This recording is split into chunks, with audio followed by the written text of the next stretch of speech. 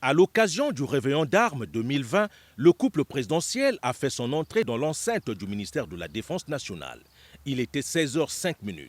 Comme à l'accoutumée, le chef suprême des armées a reçu les honneurs du détachement d'honneur de la garde républicaine, suivi de l'exécution de l'hymne national. Devenu une tradition dans la force publique, le réveillon d'armes est un rendez-vous sans cesse émouvant et enrichissant qui constitue un moment propice de création des référentiels permettant à la force publique de progresser sur le chemin de son épanouissement et de son développement.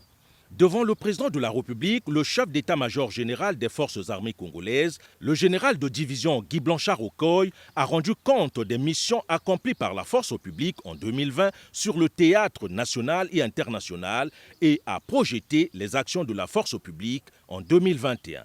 Les différents services des forces de sécurité et de la gendarmerie nationale ont assuré un suivi quotidien de la manifestation des menaces à l'ordre public et ont mené des actions de lutte contre la délinquance et le grand banditisme sur le territoire national.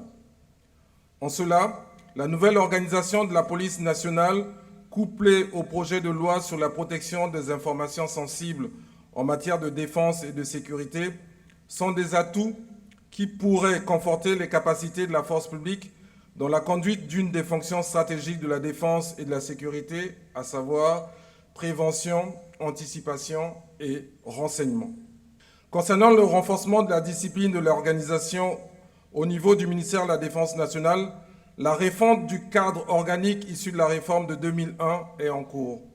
Ce travail prendra en compte les évolutions des tendances et l'exigence d'amélioration de la gouvernance des structures.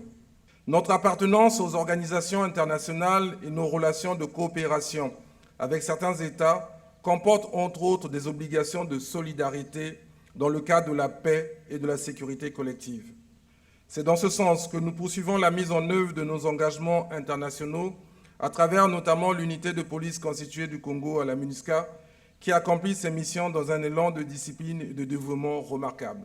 Après son rapport, le chef d'état-major général des forces armées congolaises a remis au chef de l'État une œuvre d'art en marbre et en bronze, un présent très significatif. Soulignant que le réveillon d'armes 2020 s'est déroulé sous un format réduit et dicté par les mesures barrières de lutte contre la pandémie de coronavirus Covid-19.